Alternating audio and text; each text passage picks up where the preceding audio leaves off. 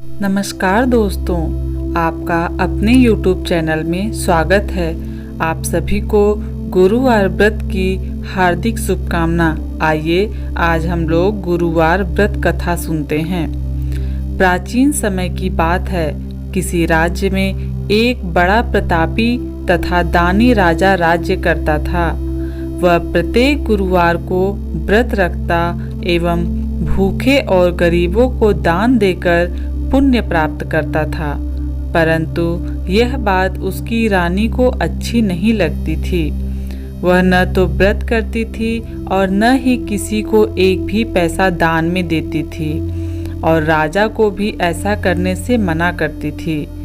एक समय की बात है, राजा शिकार खेलने को वन को चले गए थे। घर पर रानी और दासी थीं। उसी समय गुरु बृहस्पति देव साधु का रूप धारण कर राजा के दरवाजे पर भिक्षा मांगने को आए। साधु ने जब रानी से भिक्षा मांगी तो वह कहने लगी, हे साधु महाराज, मैं इस दान और पुण्य से तंग आ गई हूँ। आप कोई ऐसा उपाय बताएं जिससे कि सारा धन नष्ट हो जाए और मैं आराम से रह सकूं। बृहस्पति देव ने कहा, हे देवी, तुम बड़ी विचित्र हो। संतान और धन से कोई दुखी होता है? अगर अधिक धन है तो इसे शुभ कार्यों में लगाओ। कुंवारी कन्याओं का विवाह कराओ। विद्यालय और बाग बगीचे का निर्माण कराओ, जिससे तुम्हारे दोनों लोग सुधरें। परंतु साधु की इस बातों से रानी को खुशी नहीं हुई।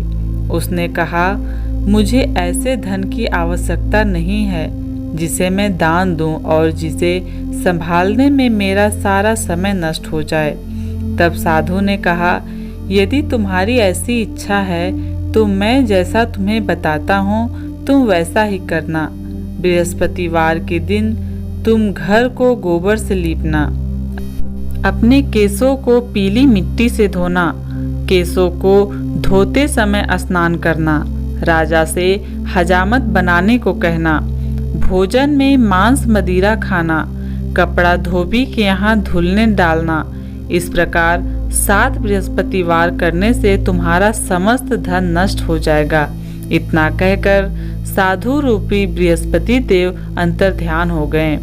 साधु के कहे अनुसार करते हुए रानी को केवल 3 बृहस्पतिवार ही बीते थे कि उसकी समस्त धन संपत्ति नष्ट हो गई। भोजन के लिए राजा का परिवार तरसने लगा। तब एक दिन राजा रानी से बोले, हे रानी, तुम यहीं रहो, मैं दूसरे देश को जाता हूँ, क्योंकि यहाँ पर सभी लोग मुझे जानते हैं, इसलिए मैं कोई छोटा कार्य नहीं कर सकता। ऐसा कहकर राजा परदेश चला गया। वहाँ वह जंगल से लकड़ी काट कर लाता और शहर में बेचता। इस तरह वह अपना जीवन व्यतीत करने लगा। इधर राजा के परदेश जाते ही रानी और दासी दुखी रहने लगी। एक बार जब रानी और दासी को 7 दिन तक बिना भोजन का रहना पड़ा तो रानी ने अपने दासी से कहा, हे दासी, पास ही के नगर में मेरी बहन रहती है। वह बड़ी धनवान है। तू उसके पास जा और कुछ लेकर आ, ताकि थोड़ा बहुत गुजर बसर हो जाए। दासी रानी के बहन के पास गई। उस दिन बृहस्पतिवार था और रानी की बहन उस समय बृहस्पतिवार व्रत की कथा सुन रही थी। दासी ने रानी की बहन को अपनी रानी का संदेश दिया, लेकिन रानी की बड़ी बहन ने कोई उत्तर नहीं दिया। जब दासी को रानी की बहन से कोई उत्तर नहीं मिला तो वह बहुत दुखी हुई और उसे क्रोध भी आया। दासी ने वापस आकर रानी को सारी बात बता दी। सुनकर रानी ने अपने भाग्य को कोसा। उधर रानी की बहन ने सोचा कि मेरी बहन की दासी आई थी, परंतु मैं उससे नहीं बोली, इससे वह बहुत दुखी हुई होगी।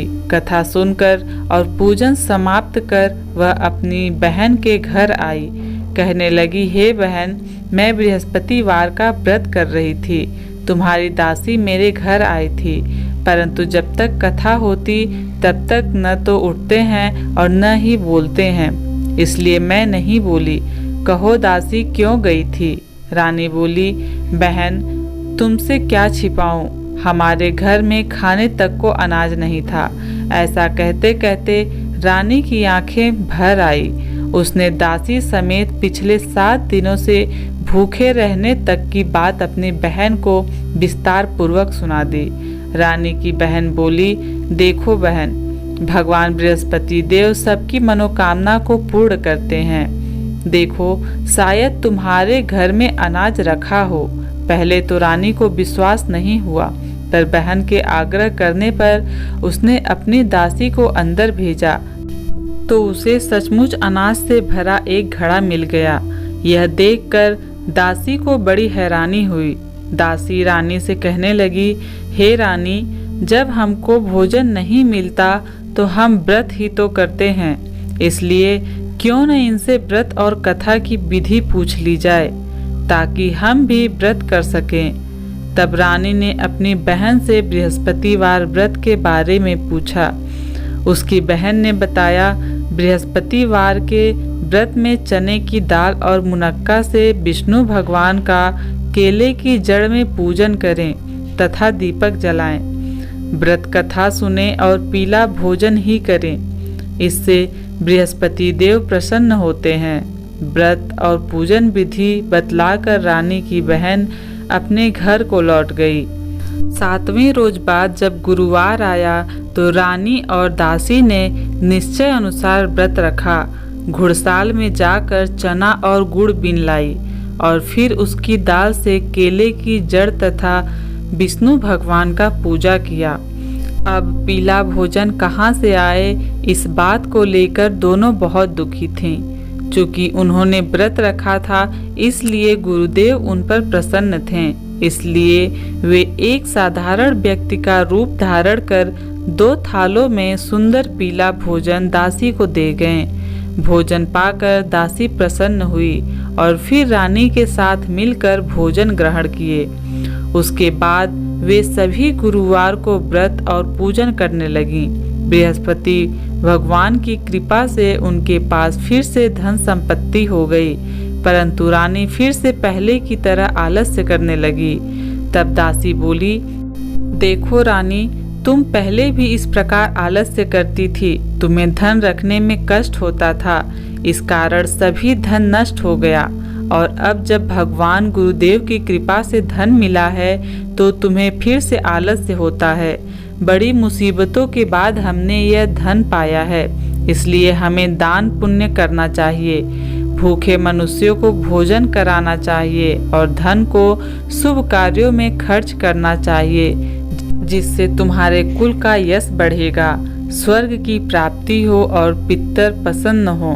दासी की बात मानकर रानी अपना धन शुभ कार्यों में खर्च करने लगी, जिससे पूरे नगर में उसका यश फैलने लगा। ये रही आज की कहानी बृहस्पतिवार की। आपको कहानी कैसी लगी कमेंट बॉक्स में ज़रूर बताइएगा। अगर आपको वीडियो पसंद आया हो तो वीडियो को लाइक करके चैनल को सब्सक्राइब कर लीजिएगा। धन्यवाद।